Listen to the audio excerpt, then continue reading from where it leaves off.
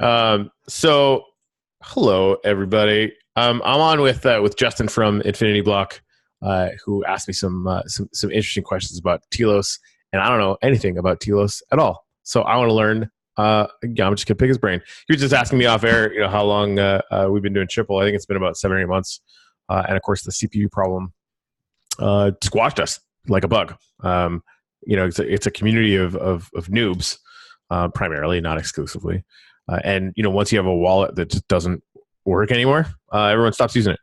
And no amount of CPU hacks and wrecks and other things are really going to work for people that heard about cryptocurrency a little while ago. So it just for us, the adoption curve went to zero. The transactions went to zero, and so we've been looking for a new home. And we're talking about hopping on Lynx. But there are other sister chains to EOS that are interesting, and I've been hearing a lot of good things about Telos. Anyway, so yeah, Justin, thanks for coming on. And again, we're gonna record all this stuff, and if you're not explicitly comfortable with it, then we'll just, because I don't want you to moderate anything that you would say because we're online. So that's cool. But this is just sort of my default is sort of content creation, so it's kind of how that goes. So what you're obviously in the space. Tell us about Infinity Bloc. Yeah, Infinity Bloc is a block producer and kind of a EOS.io ecosystem supporter. We've actually been involved in not only block production but organizing events as well. We're quite heavily involved in the EOS World Expo. We were one of the 3 partners for that, alongside EOS Blocksmith and EOS San Francisco. Okay. So that was a pretty big event with like 400 plus people. Really great turnout in San Francisco. But yeah, we mainly do block production. We're on a number of different chains. We were on EOS, but we didn't get too many votes. We're on Telos. We were on Wobbly until they cut down to 15 VPs. We're on like Meet One, Boss, pretty much all the chains basically. We're generally quite supportive of the entire ecosystem. We want to see all this experimentation, right, and growth. Actually, we're on Lynx as well, which obviously recently launched. Yeah, that's awesome, man. So just sort of I don't know how much you know about me. Like, I created the EOS token triple EOS token. No, the triple token just from like articles and stuff and piecing shit together online. My dev experience is less than zero. Like it's laughable. If there isn't a step-by-step direction on how to do it, then I can't do it. I'm a guitar player, man. So hearing about the behind the scenes thing, like I've often wondered what it would take to be a block producer. But running 2 podcasts and this whole new YouTube channel that we've been releasing stuff on, and a music career, it cuts in a little bit. It's a lot of work. I can only imagine. So thank you for doing that work, especially multi-chain, because I think clearly what the EOS chain taught us is that we're gonna have to iterate, because some ideas are just gonna be shit. See as example CPU. And like, exactly. So tell me about Telos and what a token like Shipple could benefit from by moving on to that chain. Yeah, definitely. So I'm actually the CPO of the Telos Foundation as well. Oh wow! So I have 2 different roles in the ecosystem. Okay. So yeah, CPU's been like a huge deal, especially on EOS. The Rex just all the Rex got taken basically, so no one could rent out CPU and run their applications. Right. And at Telos, actually, we've seen that as a huge issue, and we've made a number of changes to prevent that same thing happening. We've actually increased the price of CPU in net. It's still incredibly affordable, but it's high enough to make it kind of really difficult for CPU miners to take up all the CPU in the system and leave basically real applications with nothing left. Right. We've also done some a variation of other different things, like putting a cap on how much you can rent out from in terms of CPU, without having to stake your own tokens. Right. But the way we see that side of things progressing is that to utilize this first authorizer pays functionality, where you have the dApp themselves paying for all the user transactions, just like they do in the centralized model of using AWS or whatever servers. You have the developers paying basically a rental fee for access to the servers. You don't have the users themselves paying per transaction or anything like that. We think that's ridiculous. Right. And so from the Telos side, we definitely align with Lynx on those sorts of things.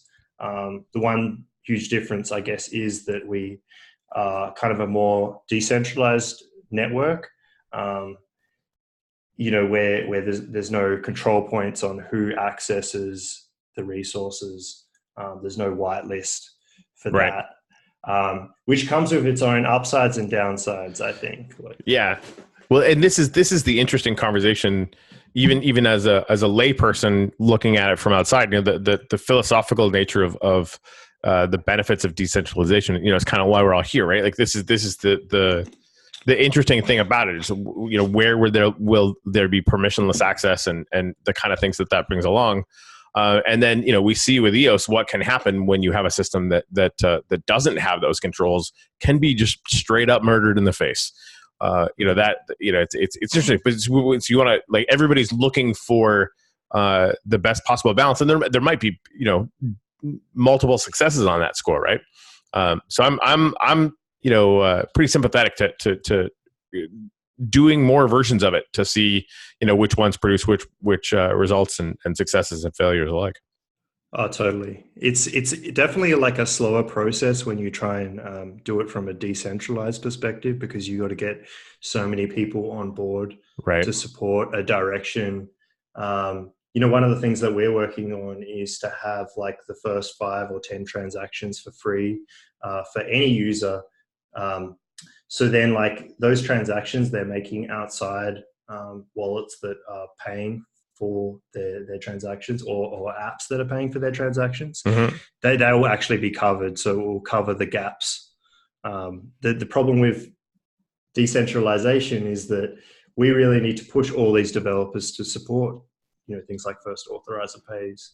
Right. And that's very, very difficult to convince every developer to do that. Whereas, the positive thing about Lynx is that from the ground up, it's set up so developers can't screw it up, basically. Yeah, that was definitely the modus, and I think there's a certain amount of attention to keeping the initial power structure a little bit centralized, again, to be mobile and agile, because you never know, they don't know what they don't know as far as what is going to work and what's not.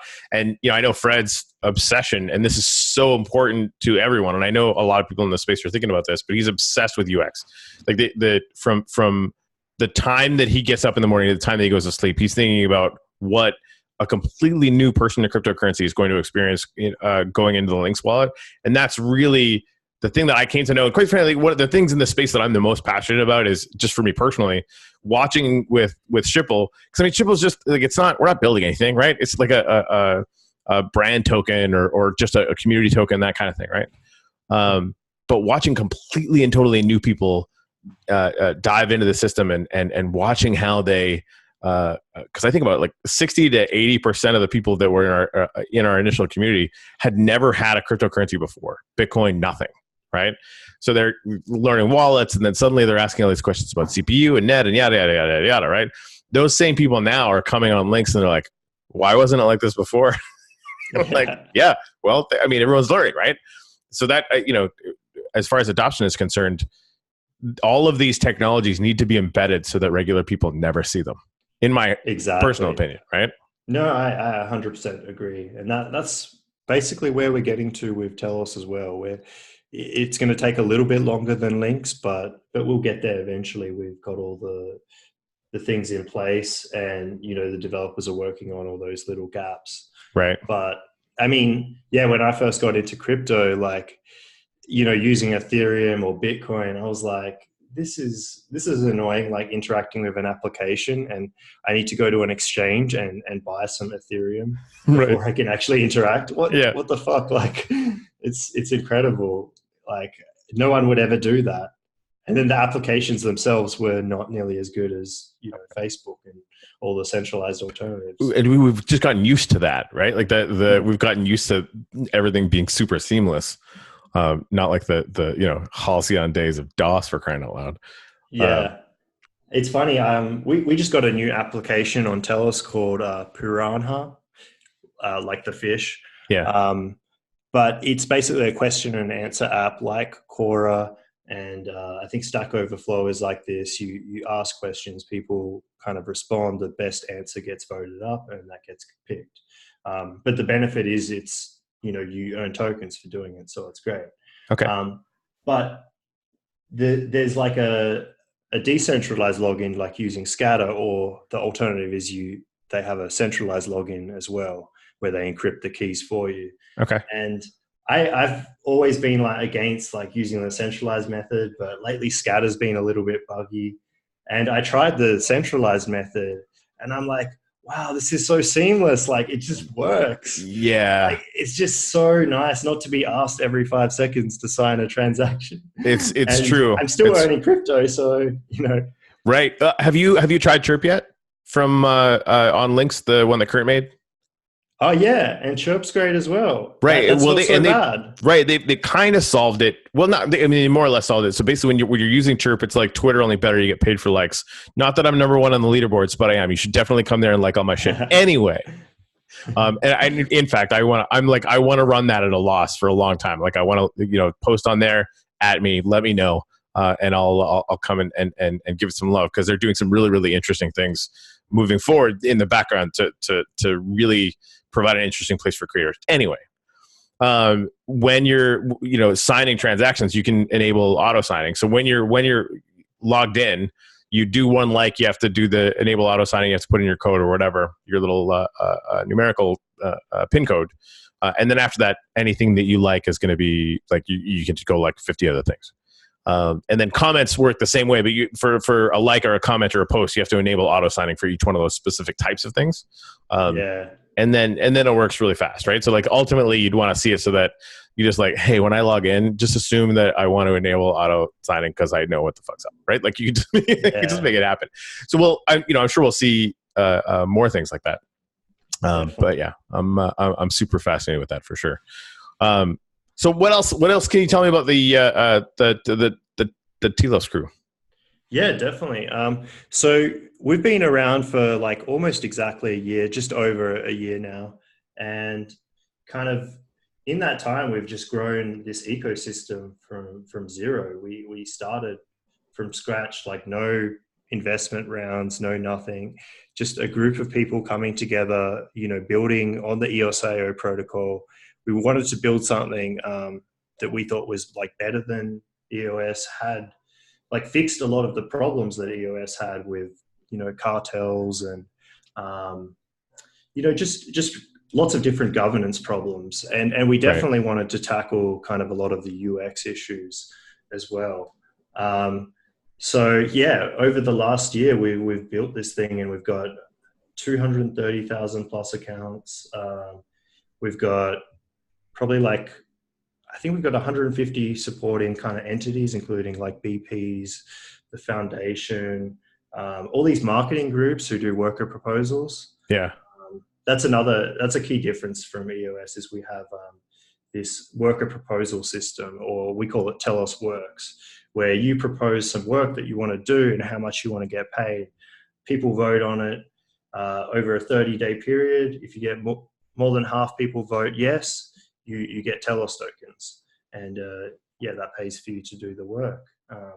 So that's been incredibly successful, and we've got groups working on Telos from like all around the world. Like we've got especially well set up in Africa and South America at the moment, especially in Venezuela.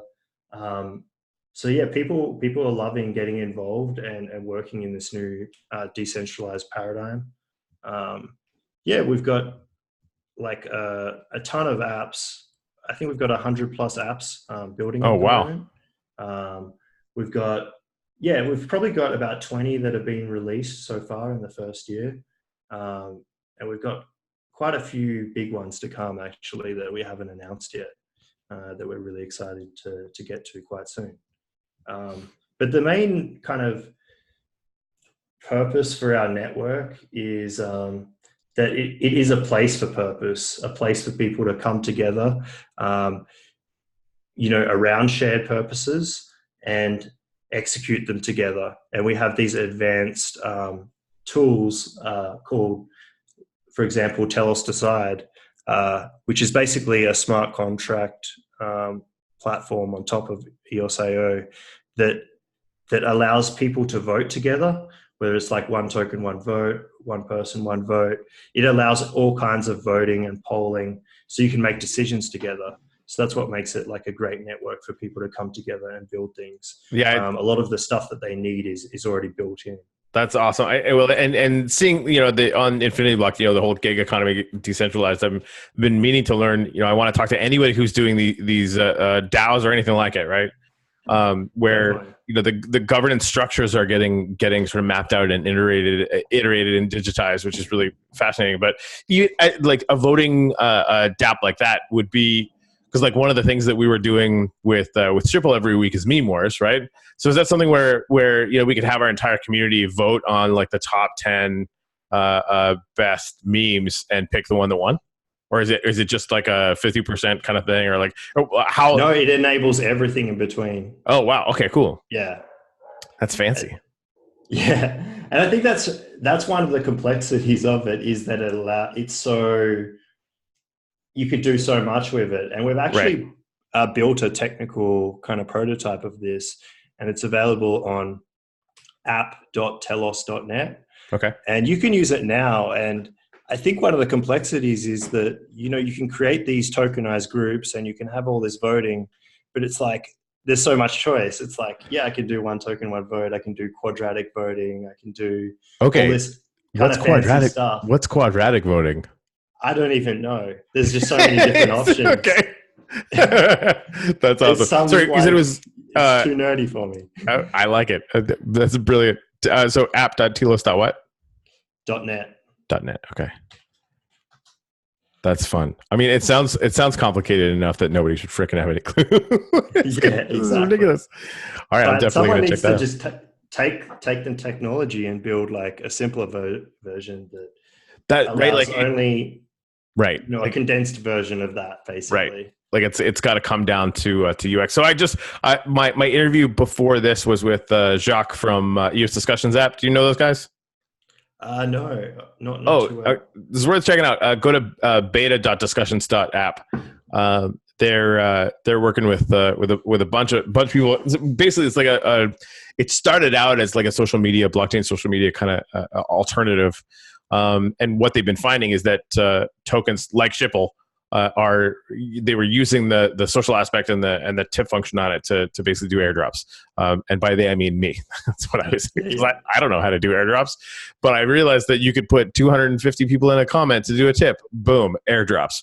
So, Exactly. It's me as a novice piecing all these tools together. So they realized that there was a lot of other, even, quote unquote, real projects that were using the platform in similar ways. So they want to be sort of that a home to tokenized community, so that Exactly. basically people that want to tokenize any kind of project are going to be able to go there without buying an EOS account. By the way, they're doing a unified ID, so that system will actually be able to punch into Telos or Lynx or EOS or anything you want, and you'll be able to give anybody in that community tokens, while they're there, without them having to get these other accounts. Now, to take it off the platform, you would need that, but sort of getting that second layer to reduce that level of initial friction.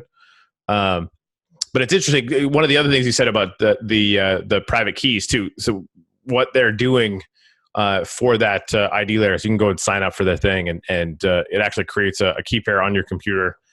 They don't keep it very pointedly, and they're just using like the backup. It would be I think they call it brain key, just the list of words or whatever. I think Scatter does kind of the same thing.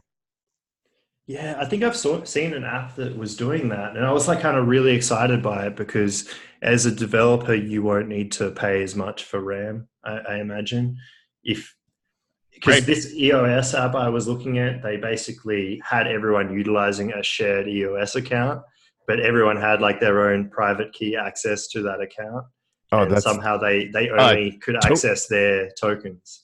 Token Pocket does that, I think. Oh, okay, yeah. The only Um, problem with it is like the one great thing about EOSIO networks is that you can the account names are so easy to remember and send and receive tokens from. yeah, yeah.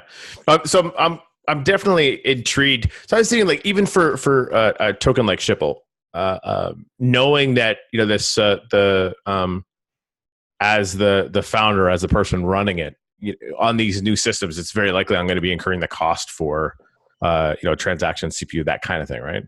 But they're also, one of the things they're building on to Chirp is private like VIP communities that I can actually charge access to. So like almost like Patreon, but for cryptocurrency and blockchain. Now, granted, like I'm going to be able to move my podcast communities there as well, which is something I'm really really excited about. It's like we're on Patreon, but like who cares? It's boring, you know. Yeah, yeah, Um, so that's something I've been thinking about as far as how to when it's just a brand token, right? Like I'm not asking anyone to invest so that we build some magical tool. That's not what we're doing, right? Um, but it would have the potential to at least make it a cost zero proposition for me, as far as having the community provides value and it ends up using the token yeah. to do it. I So really like those sorts of systems. Like, imagine like a version of Medium where you can get access to those premium articles, or you know how you're limited to 5 or 10 articles or whatever it is. You right, can get access to more by watching an ad and getting a small micro payment for that, and that's a good or point. or even like tweeting out content. You know, you should be able to have a gamified experience where you're earning tokens through creating value and then like That's receive smart. more value. Yeah, And it's completely seamless. right now that I'm going to end up talking to Kurt about that, because I think that's something that absolutely needs to happen. Like if you don't have anything at all, and Lynx is the way that Lynx is solving that right now is you can get a Lynx wallet, Lynx account for free, all that's fine, and then you can play like Bomb Sweeper or some alien invasion game or something. Like they're kind of ridiculous. I mean, it's games, right? Yeah, But yeah, where you can win, little bits of Lynx token, and then obviously Chirp becomes usable, right? Because it's all being done with the LNX token. yeah, Um, yeah. You but know, having Lynx actually reminds me of Bat Token because like when you right, get into right, the Lynx interface, it's all about grabbing your attention. You know, you play these silly little games, you get links in return, and that's its main utility at the moment, which is actually kind of awesome. Like it's a different way of doing EOSIO. right, You know, yeah. like Well, and then there's Chirp, which is basically, I mean, all social media is basically a function of attention accruing or dispensing, right? yeah, And so to have that intrinsically linked, to have a gamified experience on the Chirp thing would be really. And that when you heard my goofy comment about the leaderboards, like basically, we were posting. I'm very curious about the whole thing, so I'm posting on there and bringing some of my friends and community or whatever over to test that stuff out. Suddenly the leaderboard appears, and I'm like in 12th. And I'm like, I'm gonna post the shit out of some, and again, just not that I'm simple-minded, except that I totally am. But I had like a visceral reaction to that goofy leaderboard thing, right? yeah, But to not only have that, one of the things that I've asked for is that I want a leaderboard for the people that are giving. There's obviously going to be content creators, generosity. right? Like that. Yeah, We want to be encouraging people to be to really paying for content and celebrating that. So we can have like hit everybody's competitive spirit on that side as well, which I think could be pretty fun. that would be cool. Like maybe people get a chance to shill their brand or something by going up on the leaderboard. Like, Well, and you could do that. He's actually got a sidebar where you can pin posts basically to the top of the website itself, ah, or the app. So like right now, one LNX token will, which is like what 25 cents, whatever it is, yeah, we'll get you on top, and you could do like 4 or 5 for a few days or whatever it is. But yeah, so he's pegging out real estate explicitly to start making it available for that kind of thing. But to your point, which is an idea that I was just finally percolating into my head, the idea that, if you're on Chirp, one of the questions we get sometimes is like, well, where do you get a Lynx token to actually play around with it? If it was that kind of seamless interaction, well, hey, if you don't, like, instead of an error, you can't post, you stupid bastard, you don't have any Lynx token. I'm paraphrasing. Be really funny if that's what it was, though. It automatically said, hey, do you want to watch an ad and get some Lynx tokens so you can post? Like, boom, right? I mean, hell, I would make an ad for my podcast to test that out. Just to I'm gonna have to talk to him about that. That's it. That's a good idea, actually. That's genius. It's not mine. It was yours. You said it. Now, am I ruthlessly stealing that idea? Yes, I am. That's okay. Everyone needs to be stealing whatever ideas they can at this stage. I Telos will be stealing stuff from Lynx. Oh yeah. Well, we're all finding out what works, right? And the ways that you could put, a complex system like EOS.io with kind of known system. I mean, honestly, like Chirp is a Twitter clone, right? Like that, and you're taking ideas around UX and the human experience of it from Twitter, from Facebook, even from Telegram for some of the new features that are going to be coming online. Just because that's how the people that are currently using it and building it sort of came up to understand, or well, that's how they're communicating now. It's how they're collaborating now, right? So it's all sort of taking the pieces that have been built before and trying to slap them all together in new and interesting ways. Definitely. And see what happens when you have like incentivization added to the picture. Right. I mean, that could make things go crazy. It could. Or it could make, Steam had tried it and apparently that didn't work at all. Yeah, I don't know. I would say it's probably like a mixed success, although I'm not too ingrained in that community. Yeah, to be fair, me neither. So what would you say were like maybe a success that Steam had versus a problem they had? Well, it seems like, most like medium copies probably get no traction at all, whereas Steam has gotten a fair bit because it is tokenized and people are earning rewards. So I'd say that's definitely a success for rewards. Right. I think what most people seem to be complaining about is that people just kind of re-steam their own shit, or there's like re-steam cartels. The tokenomics haven't been worked out exactly right. Right. Yeah. That's people are sort of gamifying it, and not in a good way, right? Like they're basically not in like a good user the system. Experience. Right. The best articles are going up top, kind of way. Right. Yeah. I'm not gonna lie. I got 2 accounts. I went and liked my own shit. That happened. Yeah.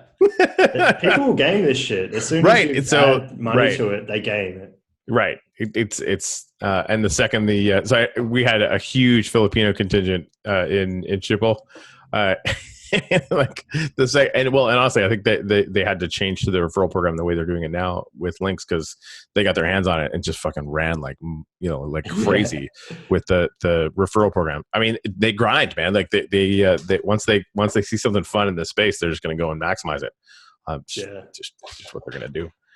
That was a good experiment to run though, because like we've got a free account program on Telos, and I believe we use the same verification checks through Twilio, use that SMS that goes out and the verification code. Yeah. So we've been thinking about doing this referral scheme, and we were like, we weren't sure about that element. Like, will people find a way to game the system? And then Lynx did it, and then we found out, oh yeah, they will. But at the same time, it was like a partial success, I'd say. Like, there's probably at least maybe 5,000-10,000 real users out of the 50,000. Yeah, I would think so. And it's interesting where they took it afterwards too, basically doing the influencer thing, right? So, I've got a link, other people that are sort of known and kind of vetted in the space. So like you're getting massive numbers. I mean, honestly, it's news no matter which way you slice it, right? As far as the getting that influx.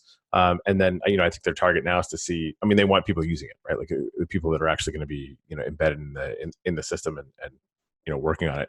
Could you talk a little bit more? One of the things that I'm fascinated with Telos and the sort of, I would say messier democratic, just because it's bigger, right? You're having to herd more cats. I am deeply fascinated with the way that you guys are having to model and make decisions around governance models. Because I kind of feel like that's, and this is just like a sneaky suspicion off on some weird corner of my brain, is telling me that the future of the best version of how we could collaborate together as human beings is embedded in what you guys are doing somehow. Definitely. Okay, so It's I was also going to ask, am I experimentation. crazy? So apparently I'm not No, crazy. I think you're right. I mean, we're soon going to be talking about this thing that we're going to call telocracy, and it's kind of, I don't know if you've heard of holocracy. That's like a structure where you don't have leaders, or you do have leaders, you just don't have bosses in a hierarchical structure as we do now. Okay. You basically have these purpose-driven groups within an entity, and you have like a link leader that decides who does what their roles are. But they're very like specific roles, like Twitter manager. It's not like grander roles like business analyst and social media Right. analyst, where it's like very specific, and people can belong in different purpose groups, but they can be spread across the organization. Like someone could be doing some data stuff in the HR group, but they can also be doing some data stuff in the social media group. So it allows you to work across an organization and less like structured into kind of key business functional areas. So you could have 50 different roles within an organization potentially, but they're very, very small. So that's like a structure that people have gone to, and to be honest, like it hasn't worked out a lot of the time, Yeah. because it's just too flat. There's no accountability. It's like, how do you work out how much people should get paid? There's all sorts of problems. But what we see as telocracy is the ability for people to make customized versions of hierarchies or flat design. You can really design it exactly how you want, and people are just going to iterate and tweak and find the best matches. So yeah, it's really like an experimentation and iteration phase for the world to harness like blockchain technology, but find these new structures that are actually going to work, or combination of structures potentially. Right. So yeah, I mean, we've seen like things like custodian arrangements like EOS DAC, where people get voted into positions of power, and then they have controls over multi-sigs. That's basically how the Telos Foundation worked or works. And we've actually gone to a more flexible structure at the moment, where we use multi-sigs to approve levels of budget, but then there's some flexibility after that. So we do larger multi-sigs, and then we continue those multi-sigs to approve as long as the money is being spent appropriately, basically. Right. Whereas so I do a lot of different things, right? So I run like a couple of different politics / science tech kind of different shows, right? And the morning show that we run Monday, Wednesday, and Friday at 10 a.m.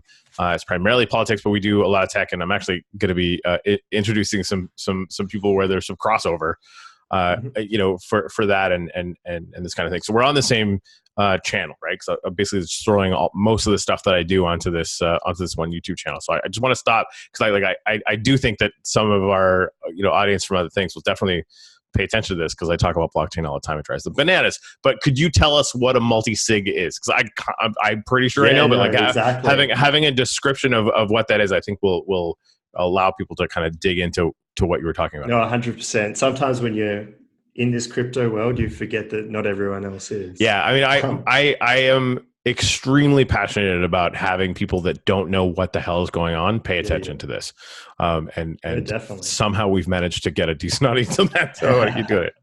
Well, from my understanding, the multi-signature process is actually part of traditional banking. It's like where you have more than one person kind of have the approval authority over a bank account. Right. That's where it kind of derives from. Yeah. So like usually it's like typical for like a marriage, like where you have a husband and a wife or whatever, two partners, and they need to both approve for a transaction to happen. That's basically what it is. So you can have criteria for an account to distribute money, but only if 5 out of 7 people approve it. So that's what I talk about Right. when I'm speaking about multi-sigs. And so that's it's sort of an exciting extrapolation, I think, of that. So, it's one thing to have that marriage level or a business level, right? Like say two people in a business need to sign off on a check to have the money cleared, that kind of thing, or any kind of sort of legal deal or what have you.